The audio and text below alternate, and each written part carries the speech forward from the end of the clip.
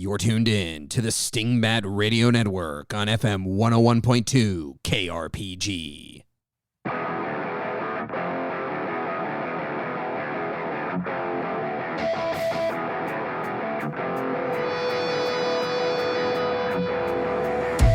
Welcome to Dungeon Master Diaries, a podcast about Shadowdark and other role-playing games where two GMs talk about their recent experiences at the table and hopefully give you something useful you can take to yours.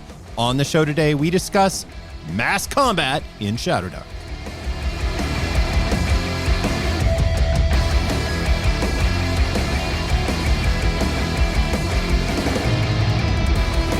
Hello there, sages and adventurers. My name is Jody, and with me, as always, is my good friend and GM colleague, Matt. How is it going? Oh, it's going well. It is going well, Jody. I am looking forward to storming the castle. There it is. You, sir, contain multitudes. Today's episode is going to focus on a recent session of mass combat that Matt ran us through. So, Matt, take us to the table. Oh, indeed I will, Jody. And no dramatic reading here. I'm just going to set the narrative setup and the conundrum, the solution, and then the end result. Just a classic DMD intro. So we are playing, of course, in Dolmenwood, and we had a session that had been built up for a very long time in which the forces of the Naglord, who is one of the, as you might tell from the name itself, one of the evil entities who corrupt these goat people, and they are known as Crookhorns, and this huge Crookhorn army and lots of like corrupted beasts and other terrible things were going to attack the town of Prigwort, a place where our intrepid heroes, our now quite high level party, was stationed for a while. Many of them have ties back to the city, so they wanted to protect it. And so they rounded up a bunch of allies, and we were going to play through the Battle of Prigwort, a sort of Helm's Deepian kind of a vibe here. The conundrum, though, is that there's not a great way to simulate mass combat just using Shadowdark's rules. This is not a failing of the system. It's just, of course, the system is not designed to do that. So into my life walked HellMarch, which, if you don't have a copy of this, I highly recommend it. It is written by Alchemic Raker, and it is a wonderful, wonderful mass combat rule set that is largely based on like chainmail. And I read it and thought, you know what, this is going to be good enough and also simple enough, I should say, to be able to run for a single session for a group that doesn't tend to like rules-heavy stuff. And the end result was epicness. All right, let us gather around the fire. Oh, yeah. An epic fire. The fire of smoldering buildings and burning gates and gathered up the many fallen dead that were. All right, I wanted to, before we get into the nuts and bolts of the thing, I want to have you talk a little bit about the session that was of how did we establish the combatants? Because what we could have done is just said, here's the town guard, and then here's the Crookhorn, and then your characters are mixed in with the town guard. Now go. Yeah. And you didn't do that. And I think that's really important as we get deeper into the discussion later regarding HellMarch and how it resolves and why it worked well for what we wanted to get done. So how to talk folks through how we gathered up our allies, which was in and of itself probably could be a whole episode of a session because it was a very strange session. Yeah, so I had this crazy idea that basically this was a 2-session kind of an arc, if you will. I know that's a word that in OSR circles people are allergic to, but of course, folks will know that we like storytelling and narrative here. So it was kind of a two-session, 2-episode arc of you guys going around and specifically the players going through their notebooks and their characters going around the game world and recruiting allies. We decided using a random dice roll to how many days you guys had to recruit allies. And we spent an entire session basically just role-playing through various attempts to get different allies. And this was a very weird session, and I'd like to hear what it was like from your point of view, because the first 30 minutes or so was just you guys going back through your notes and figuring out who you had acceptable to good relationships with in terms of factions in the world, which for me as a GM was very rewarding. But like, what was that initial phase like for you when I basically said, all right, guys, get out your notebooks or start figuring out who are your allies. Let's make a giant list of them, and then let's find out who you actually want to recruit. It was a very strange session. I'm not going to sugarcoat or otherwise beat around the bush on this one. It was a little weird, actually, as a player. Yeah. In a very rare moment, because you are spectacular at telegraphing and setting expectations and like, hey, here's what we're going to do. I felt like, and I mean, you and I talk about this stuff a lot, and I was fumbling for like, I'm not sure what to do. So the first about 30 minutes, as you said, was a lot of like trepidation and like, we often refer to like our classroom teaching experience. And this was that moment where you go, all right, go ahead and get started. And it's real quiet and there's some shuffling of paper. And then the one brave kid's like, can you explain the instructions again? Yeah, sir? Totally. I totally flubbed the first rollout. So once we got past the initial, like, what are we doing, man? Oh, it took on a life of its own that was really entertaining to watch, as especially the characters who had these really deep roots into the setting, into the local town of Prigwort or other cities or other factions. It was also interesting because, and this is where I think you did a phenomenal job, our group is never content to accept things at face value. This is a player group that if you give them something, they will grab it and run with it. If there is an opportunity to push the big red button, if there is an opportunity to see a different part of the story, if there is an opportunity to just faff off into the woods for the sake of there might be a cool thing out there, I bet Matt wants to show us the cool thing. Let's go see it. And we'll be telling him the whole way we walk there what we want to see when we get there. Right. You know, that's how this group has run for the last few years. And that also happened, but it was delightful. Let's go wake up a giant and let's go out to the bog and talk to the hag in the woods that we've wanted to see forever. I think once we understood the assignment, it was really fun.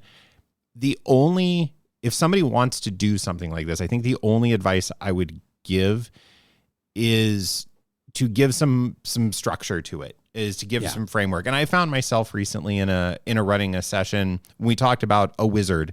It was such a pivot away from what we'd been doing thematically, and that was a thematic shift that it left people kind of like, whoa, I'm off kilter. I think go into your notes and find your stuff was a like very weird. It was very weird, and that's not usually how our play works. Even though we have prolific note takers, I feel like as a player, I take a lot of notes comparatively to that play group. I'm a dabbler. Somebody basically has a running script of every session. It feels like. So I think it worked well, and it ended on an amazing end of the aforementioned hag. So it worked, and it got to where it needed to be. Absolutely. Yeah. And we got to pull in folks from other cities and other groups and left some room for you to be creative with things, which I really thought was neat when we got to the battle, which let's go ahead and jump to that now. I want to just say, just as a sort of punctuation on the end of that if I was doing it again, I don't know that I would do that session again. I think it was fun for the novelty of it once, and if we were going to do a mass combat again and you guys were going to recruit allies, I would do it much more as just a very quick conversation, like make a single roll, yes or no, do you recruit these people, and we can move on. Because it was an opportunity to dive back into stuff that's happened before, and to kind of, for me, it was like an opportunity for you all as players to kind of see the breadth of our campaign in a way. But it was very weird, and I don't necessarily think that it would work more than like once every, certainly every other blue moon, right? Mm-hmm. Like I think it wouldn't land the same, and it wouldn't have anywhere near the same impact. So that said, when we got to the battle, Jody, you and I enjoy using miniatures, and boy howdy was I dead set on having the largest possible combat space I could have while accommodating people's belongings. So the combat itself took place on a very large table setup with miniatures, and I don't know where you want to go first. If you want to go with the rules that I used or didn't use, or what, I don't know. As a player, when we kind of shifted into the battle, I guess maybe we should take this from a player's perspective. Like, I don't know, how did you experience it? And then I can kind of give you my commentary on the way. I think you started at the right point. It was the visual spectacle. And I think that's one of the gates to entry for this sort of thing. Is I would be hesitant if you are a index card RPG style GM and you represent things with, a coin and an index card with a drawing on it. It's a lovely way to play. I don't know if I would bother with a mass combat scenario that way. I think there is something to the spectacle of it that is important and makes it sing. So the setup you created was awesome. For scenario purposes, just for listeners, there was a main gate. The Crookhorn Naglord army was going to break through the main gate, siege the town. They were looking to attack a couple particular buildings and reclaim artifacts or wreak havoc there. And there were villagers that also were non-combatant villagers milling about. And so we as players had a variety of objectives of defend the main gate, don't let the evil guys just storm the city. That seems bad. And then there's these buildings that need to be protected, so you should hold forces there. And there's villagers, probably don't want just the people of your town just getting slaughtered. That may not be good for morale or the economy post-battle. So sure. Those factors are important. And the reason I wanted to start there was, much like any RPG scenario, what are the stakes? What are we doing here? Everybody's had the experience, I think, of you've been playing 3 sessions in a dungeon, and at some point somebody at the table goes, why in the heck are we in this dungeon after all? And like that. Right. Is it just to get loot, or did somebody tell us, did we get a quest? Was there something to do here, or should we go, man? So there was none of that. The setup session of recruiting people to come in so that the troops had identities, that was really cool. Understanding the city that we saw and having NPC'd and role played, that had a lot of value. So it set the stakes. So seeing the town laid out in front of us immediately became immersive of, okay, I understand the assignment. And then you started telling us like, hey, you met these people, here's those models.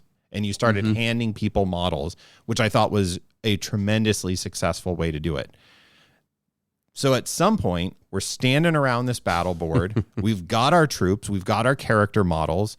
You've got the baddies out behind the wall, getting ready to siege the town. And we have to do the transition from, so how is this going to work? And I think, when in doubt, just bull in a china shop, just do here's what you got to know. You didn't make the cardinal sin of, much like everybody that's been memed to death, of like, here's the board game. And you and I jokingly go, we're going to play this board game together. And everybody sits down and you open the rule book and you lick your finger and you go, page 1. Don't do that. Don't do that. Don't do that. And you did not. Yeah. Know the rules beforehand. Right. So you said, okay, you've got your troops. And then you handed everybody a pencil. Oh, yeah. Which was great. And then you said, okay, this is how it's going to work. And you gave, in my player view, you told us what exactly was the minimum we'd need to know to engage with the system. Yeah, so I'll be honest. There are a couple of things that I didn't do that I should have. One is just print out the dang player primer in HellMarch, which I didn't do because my printer is broken and I just I didn't have access to I ran out of runway, Jody. I was painting Well, you models. did paint half a town and 5 battalions of troops. So I was painting a bunch of models, and I literally, it was just like I ran out of runway, and something had to give. So the most important sort of rules are contained there, or at least like the context for the rules are contained there. And then I had to make some choices because HellMarch has some assumptions built into it that I knew would be challenging for the players because they were, except for you, no one at our table has ever played a war game. And this is actually something I want to flag from the beginning, is that if you are not familiar with either historical war games or fantasy or sci-fi war games like, Warhammer, for instance, or, whatever, then HellMarch might actually be something of you might read it in a different way, and that might be cool. It might work. For me, when I was reading it, as I was translating it through, okay, I know this is going to work more like a war game. That is literally, the progenitor of this rule set is a war game rule set.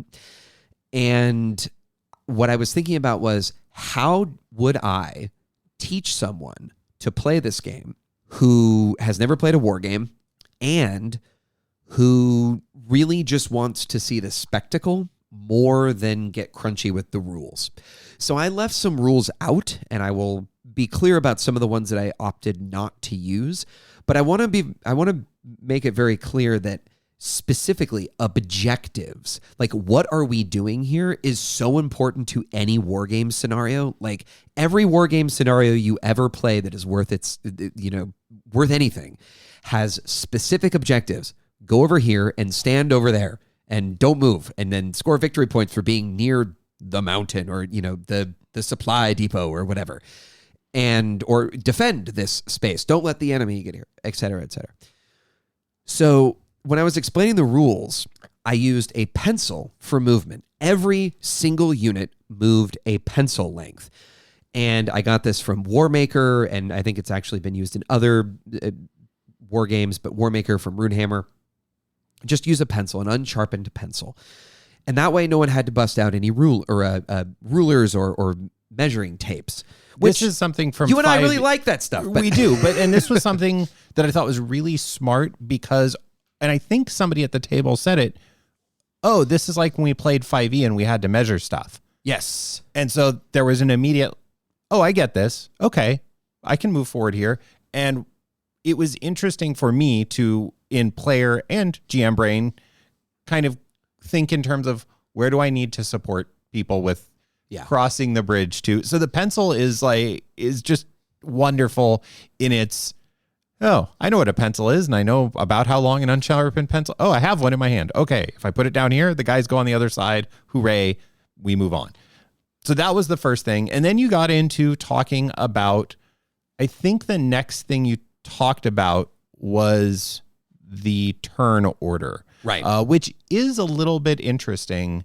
Yeah. It definitely is throwbacky. This is 100%. This is not new school wargaming. No. My new school war game brain really had to let this one go, man. And you know what? I had the same reaction, Jody. I was like, oh, this is a stodgy war game from the 1960s or 70s. So let me go over the combat turns just very quickly. I'm not going to go over all the rules from HellMarch. Again, go buy it. It's excellent.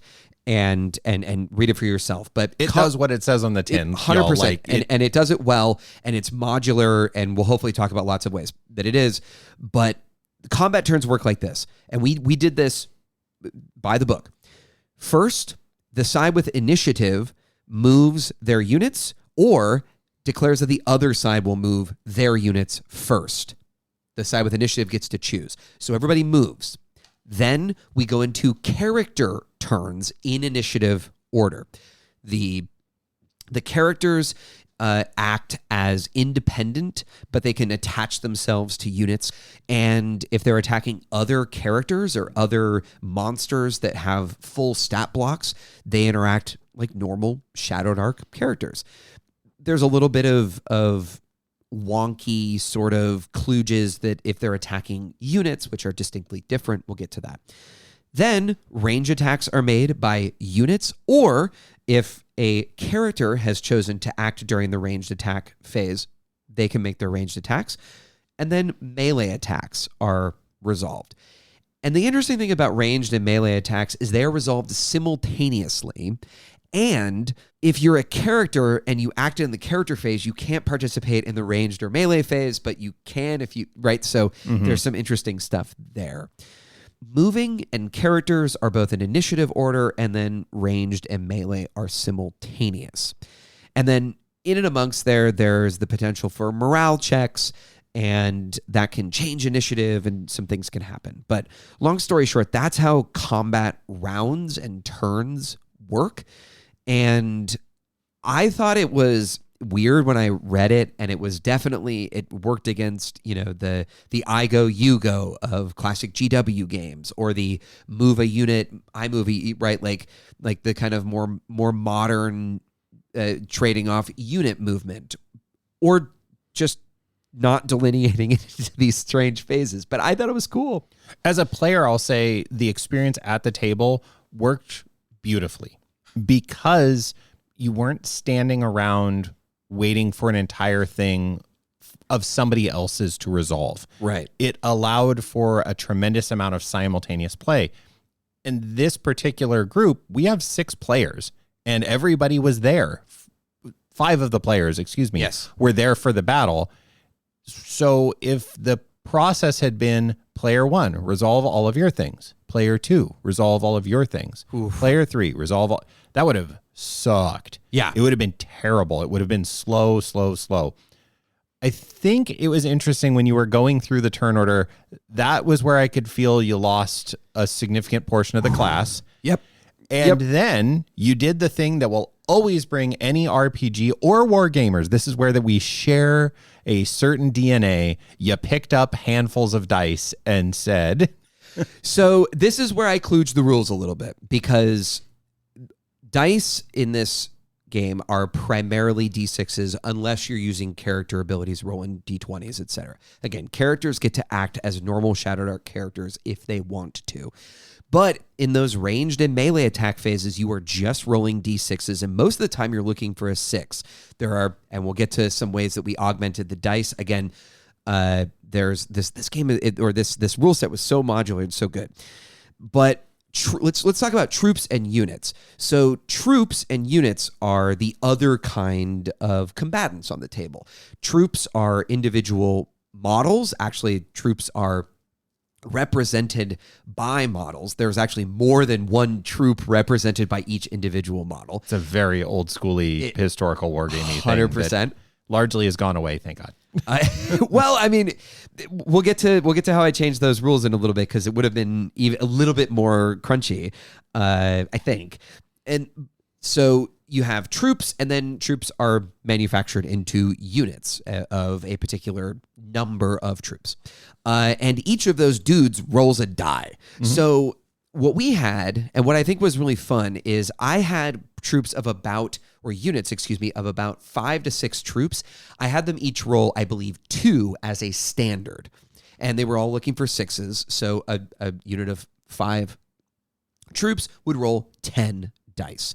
And so I handed out just these bricks of 10 dice to everybody. And who doesn't like rolling 10? And there's the shared DNA. Boom! I got a handful of dice, and I get to chuck them. The clickety-clackities were rampaging around the table. Joy of the thing. And so this is actually the first place where I think HellMarch shows its modularity, is you can dial up. So there's a whole page on hit dice and casualties, and there's ways to kind of change different numbers of dice for troops and stuff. And all of that is baked into the system in really interesting ways that if it were you and me and we were like, let's get back to our wargaming roots and play something that's like an old school, chainmail style war game, we would have, I think, recognized like, oh, I can see the analogs here to wargaming. Boom, let's be off to the races. There's a little bit too much noodly stuff in terms of determining the number of dice to roll. So I just said, you roll 2 dice per model. Then I left it up to you guys to create your own individual unit special rules. And this, I will be honest with you, Jody, this was also because I ran out of runway. And I started doing it, and I realized, one, that I wasn't going to be able to think these special abilities through in a way that was going to be satisfactory. And two, I was like, I bet in round 2 and 3, the players are going to understand this well enough to come up with interesting ways and simple ways to mechanically model their recruited unit's special ability. And I think it worked. 100%. At the top of the show, when we were getting taken to the table, you said, how do you simulate mass combat while keeping Shadowdark style? And this is where the whole thing came to life and shined, I think. And it's why I wanted to start with the discussion of, hey, we need people to understand we went out and recruited narratively factions and units from outsiders that came in.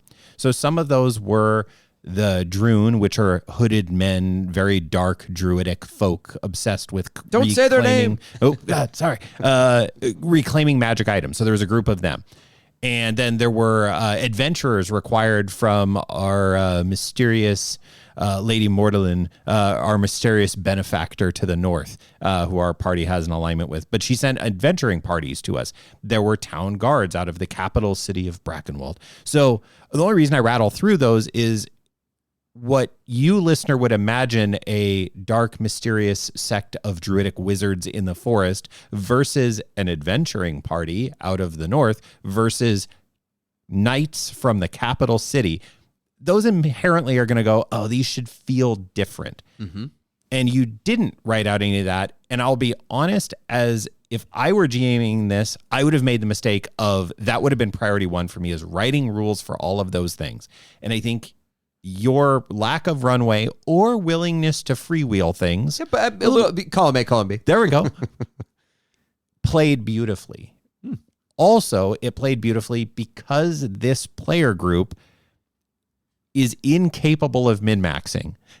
It's like confoundingly at times this is, if your table is min-max crunch, I would say grab HellMarch and grok it as written. There's enough there to do so. Oh, for sure. If you want to take a more narrative bent, I highly suggest you kind of take Matt's approach of let the battle get a couple turns in, because people were just figuring out the turn order.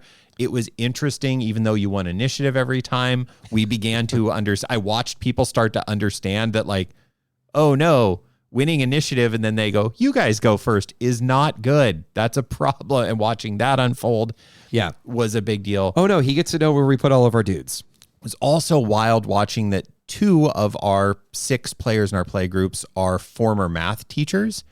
And the way they interpreted rules quirks for their units versus the way other folks were interpreting rules quirks for their units, or not. Like there was one player that just that's not her jam, and so she wasn't doing that, and she was marching forward and was celebrating and cheering with everybody else because still rolling a giant handful of d6s and killing or being killed, as it were, with her mushroom people. That was another one. She had a bunch of fungus people running around with her, represented by little mushrooms.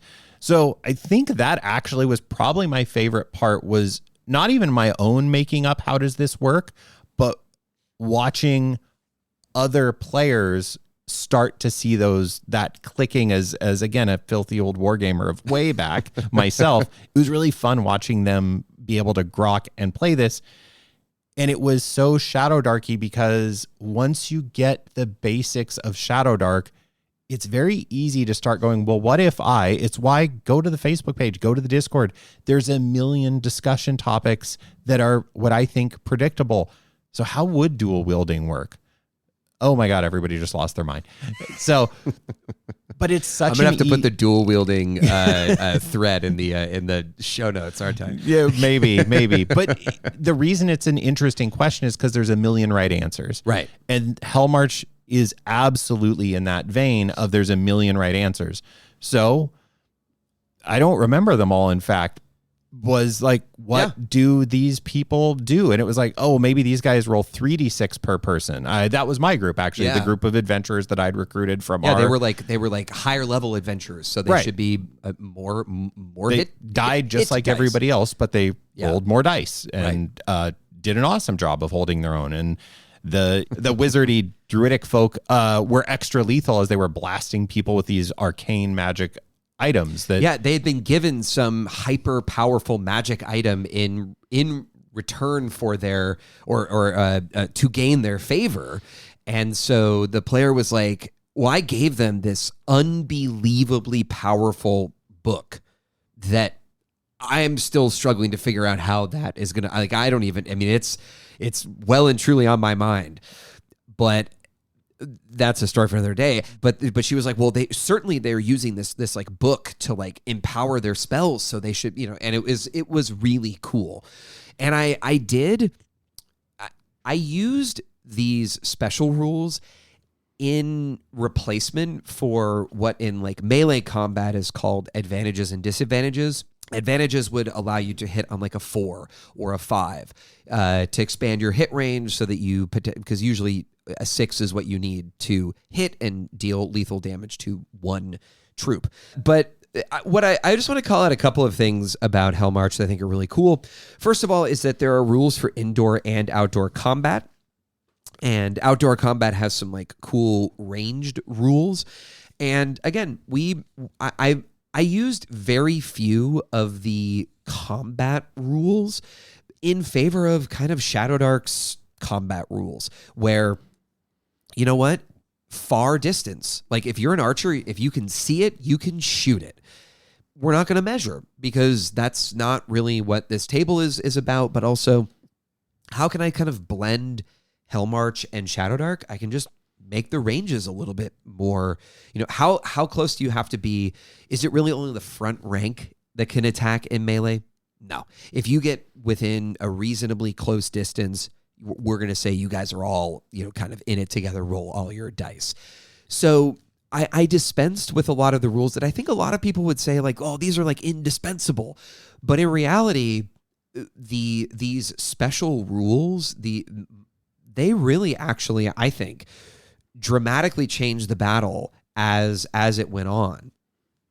And I was a little slow in the uptake, because I was supposed to be kind of tit for tat, sort of when somebody created a special rule. That was like that in my head, I was like, oh, that'll be my cue to create a special rule for one of my units, because that'll kind of balance things out. Oh, one unit on your side of the table has a special ability. Now one unit on my side of the table has a special ability.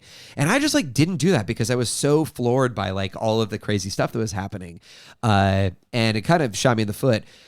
Also, one of my super awesome battering ram monsters literally could not batter down the wall and stayed outside the wall the entire battle. And I knew what that guy's special ability was, and it was basically to just nuke entire units of troops. No dice roll necessary, just runs through them. Everybody that the base touches is dead. Alas. Dice are fun. So, Jody, I really want to talk about, though, the thing that I think was the coolest thing was that we had so many area of effect spells going and so many timers. It was awesome. And so the fact that Shadowdark characters can use all their spells and use all their abilities meant that like the wizards were quite powerful and quite useful. And you were playing a thief, so I think but you got to use your backstab at least once, I believe. Right at the end, there was and a deeply personal, not for my character, but for the player. That's right. A critter we had fought with, an Oni, many sessions, literally real time over a year ago. Killed a character that I was really enjoying playing in a rather unsporting way. Not Matt was unsporting, the Oni was unsporting. The Oni did what the Oni should have done, and cost me a character I liked very much. And so an opportunity arose where I had basically thought, you know what, my thief, he as a character doesn't understand this whole thing. This is not where he's from. And I can just camp out in one of the buildings, and if somebody comes in, he can shank them as they come in. That's a very thiefy thing to do. Just wait in ambush. And it happened that this particular critter, as the battle was waning, and it was kind of the last rallying point for the Crookhorns, got a little close, and I was like, well, I'll get my revenge right now. And thankfully passed that attack and finished them off. I think those area of effect spells, I want to talk about those, and I want to talk about what I think was the most exciting point of the battle, even though it really didn't drastically change the outcome because of the area of effect spells. You did something that is just good adventure and good encounter design. You put it on me to the table, which I resent deeply. So I brought some models from my collection to help supplement, and I had some time during the week to add some more of the Beastmen to the rank and file, which was easy enough. And I use them as gargoyles or harpies, or they're just winged demonic-y looking things. And they swooped down right in the middle of town, which was far away from the main battle at the main gate. There was this huge quagmire at the main gate and battle happening and mud and guts, and it was awesome. And then all of a sudden from the middle of town comes swooping down out of the skies, but then later out of the sewers, which I was like, you guys, last time we fought these guys, this is exactly what they did. Of course they are. But that's great encounter design because you're battling on two fronts now. Right. The party, this is classic. The party walks into a room. There's bad guys in the other room. They charge, and then bad guys come in from behind them, and the wizards are now exposed. And it was supposed to work like that. And then the heroes very successfully pulled back and let the wizards coordinate, which was amazing to see because our players don't min-max. Yeah. So coordinating spell use is not a thing. And I believe it was a web got cast on a group of Crookhorns that came out of the sewer. And then one of them's got Cloud Kill and went, oh, well, if I cast Cloud Kill on top of the web, this is bad for the folks inside of it. And it was. It turned the tide of battle from, oh gosh, this is going to get really bad really fast, to, oh, we got this under control. It was the answer to the big countermeasure. Yeah, what I love about that is I was so hoisted by my own petard because I like to sort of have a faux. I don't know if I would call it, and I guess it would be like a faux antagonism.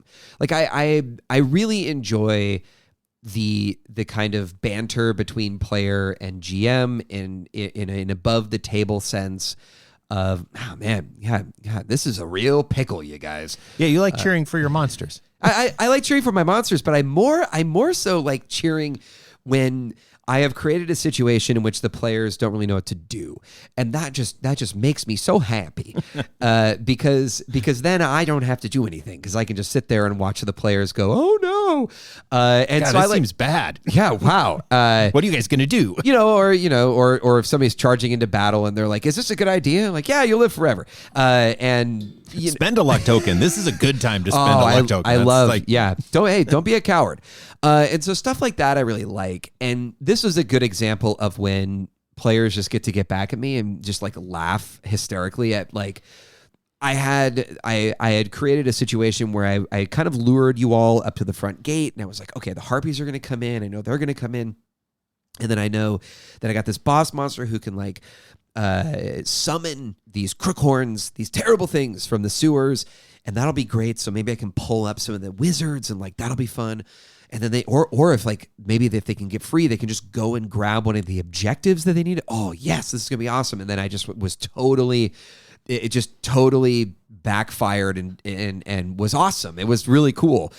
And Cloud Kill became a sort of just a wonderful spell. It ended up being the demise of one of my other large monsters because I forgot what the level cap was, and I thought it was lower than it was.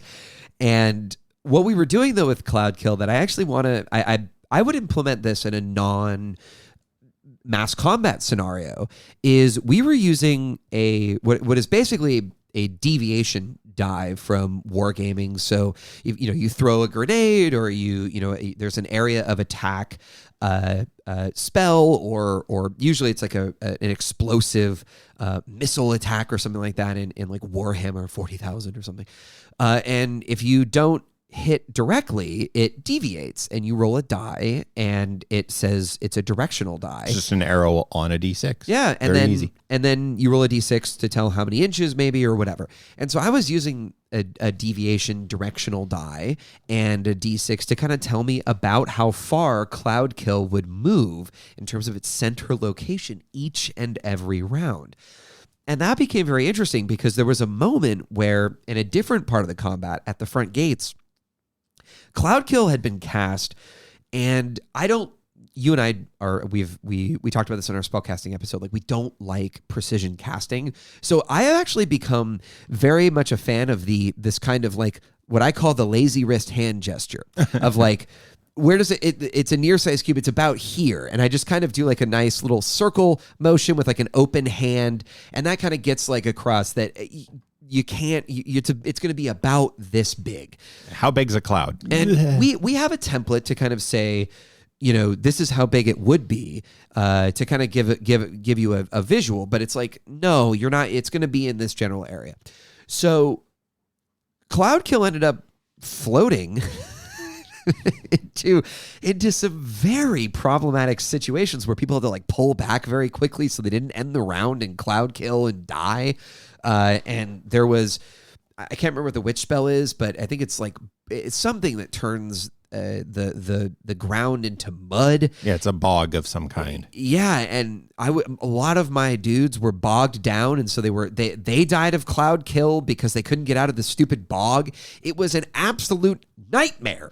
It was rough for your big assault. They struggled at the gates, and fair play to you as the GM, setting up the conditions for the players to feel stressed but win.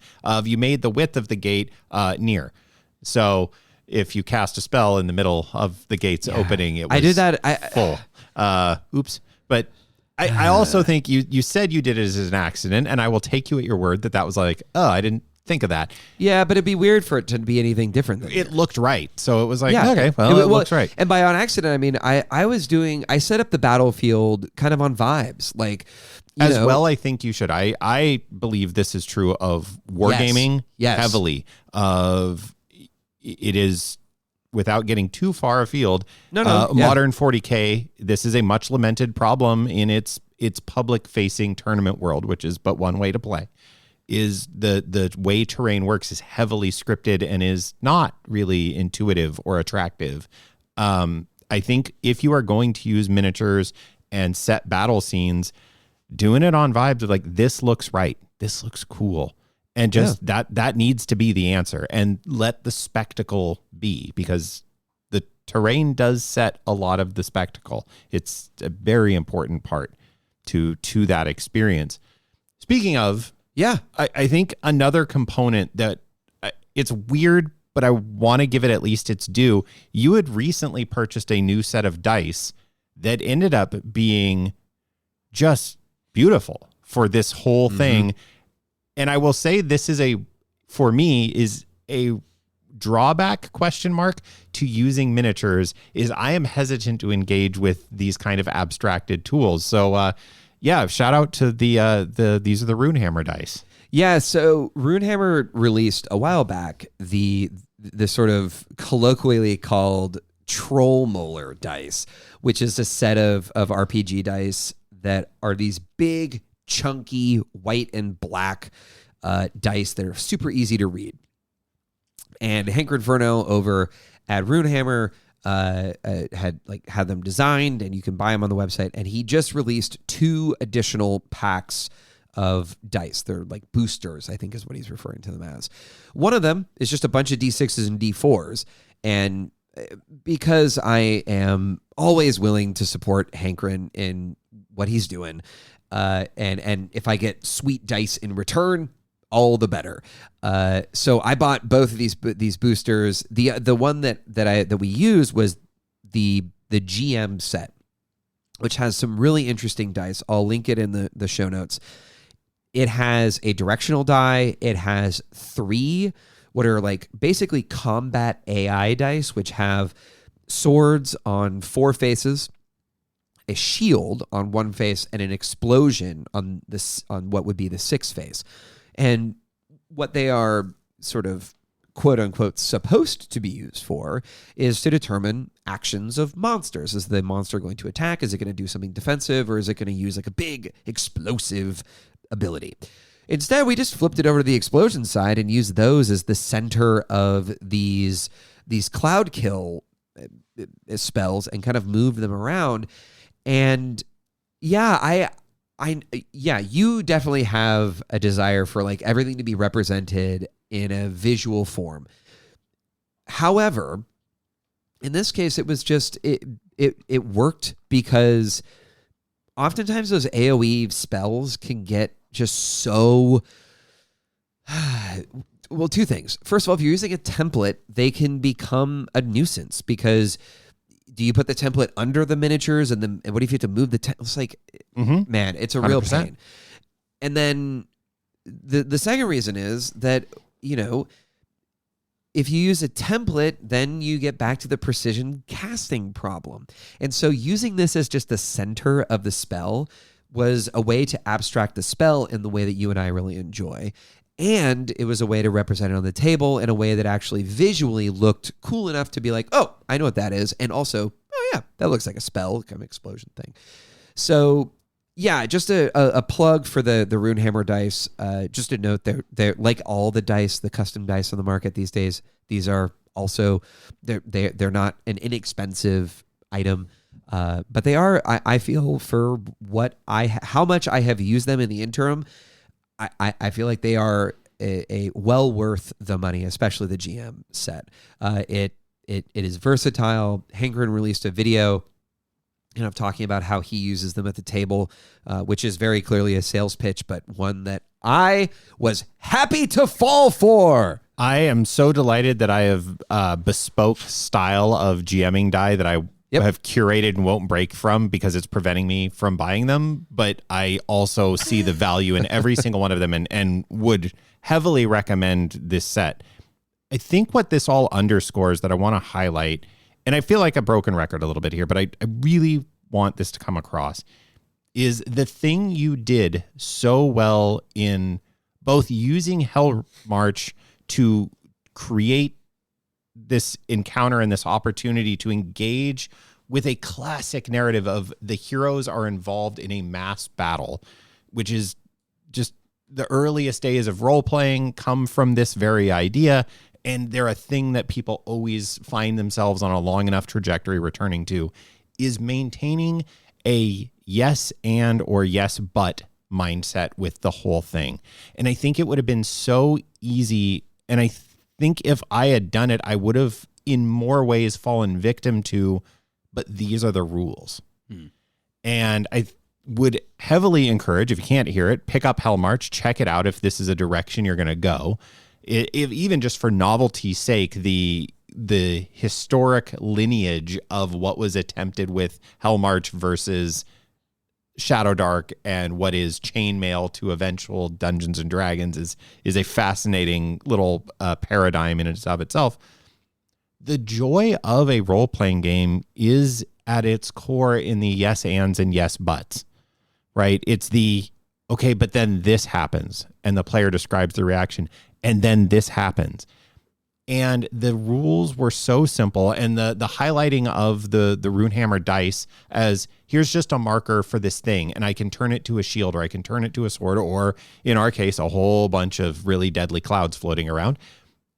It allowed very quickly to say, okay, yes, this is what this looks like. Does that work for everybody? Yeah. Oh man, that's not going to work the way. No, you can't make the cloud shape the way you want it to. It's just a toxic miasma that appears here, and it's going to float around and do stuff because it's a living, breathing space.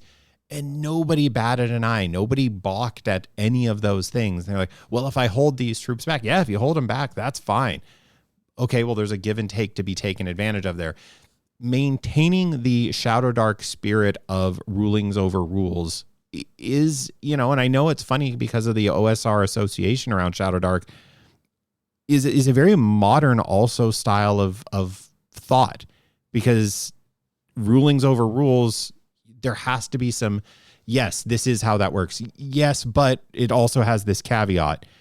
It's not a rigid adherence to rules. That's the whole point. And I think that's, for me, where I took so much joy was in the spectacle, and then in that still maintaining the spirit of our table and this Friday group as it is, of yes and, or yes but the story keeps moving forward. The opportunities keep presenting themselves. Even when a character dies, there is still new opportunities on the other side of that for some other guy who didn't even know him to get a very heroic revenge and make his player feel much better. So that epicness you spoke of, I think, was played out through those vehicles for me. And, you know, I'll say this. We got to the end, and immediately there was talk of, when else might we get to do this again, from the other players? Yeah. And if you didn't feel warm and fuzzy all over when you heard that, we got to talk about some other things that are going on inside you that aren't for the podcast. But that I was so elated to hear that from the group, just because that screams, this was a success. I want to revisit this. Yeah, and first of all, it worked out better than I could have expected. And I think really, if I can give a slightly mechanical and somewhat after that somewhat dry kind of wrap up here, it's that really the most important page here is the one that I didn't give the players. Like, if I would have given you the player primer, like, it would have been so clear basically all the rules you need to know as a player are there. And we could have used those rules and really gone with it. So I just want to encourage people, like, you can definitely kludge a lot of the noodly rules, and rulings over rules is totally possible, and it won't unbalance or undermine the experience. But what I appreciate about any one of these kind of supplemental products is when they give you a single piece of paper that you can hand to players that will tell them everything that they need to know within reason to feel comfortable starting to play. And I will be honest that, adventures aside, there are just a lot of products that I think miss this, and not just for Shadowdark, just a lot of products in general in the RPG world that miss the, like, okay, hold on, I know you have a cool idea. What do I need to know? Or really, in this case, what do players need to know in order to engage with the cool thing? And so I just want to call out at the end here. I know we haven't talked very much about, like, the noodly rules, largely because we didn't use a lot of them. But, like, I just think you could do a lot worse than buying HellMarch, looking at the player primer, and even as a GM, all you really need to do is read that, and that will kind of give you a sense of, is this going to be useful at your table? So, yeah, I think it worked out just way better than I could have expected. And in addition, there's just something to having a table full of terrain. Like, we have really gotten away from playing war games, and this was a way for me to shoehorn a war game into our RPG playing, Jody, and I was, like, so excited to do that. It was a nice return to form, to something you and I used to do a lot of back in the day before we really dove back and I really dove into RPGs. So, well, speaking of shoehorning, I think it's time to take a break and hear from our sponsors.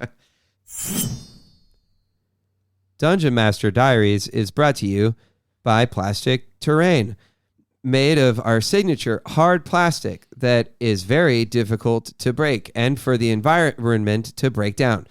It will be on your table forever. Crafted by goblins, paid less than minimum wage in a realm far away from you to keep costs low for you. No lasers or dwarven materials are used in the making of this terrain. Plastic Terrain is releasing their brand new line of plastic dungeon tiles. These great tiles can be purchased gridded or ungridded for those gamers who like to measure their movement or just have actual fun. Using their patented witch lock technology, your tiles will stay together when your characters are doing battle against evil. This set includes 3 distinct pieces: walls, floors, and doors. But if you pre-order, you can get a set of stairs, now featuring stairs. This is an offer that is limited, so act now using the offer code I need more gray plastic for a maximum of 10% off, because our distributor will not allow us to go any lower. Plastic Terrain, for the wargamer who likes terrain. All right, thank you to our new sponsor. Let's bring this topic into the light and have some core takeaways from Mass Combat and Shadowdark. Matt, what you got for us?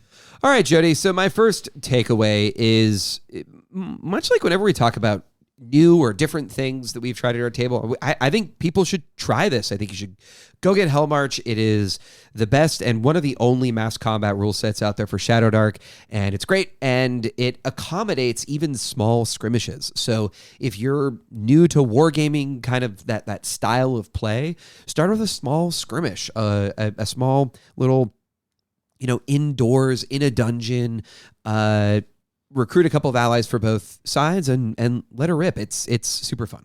Absolutely. I think also it's worth noting that while you can start small with this thing, our experience was heavily colored by the fact that this was a byproduct of many years of play. And my takeaway around this is, for any encounter design or scenario, what are the stakes? What are the consequences? What do our heroes stand to lose if they fail?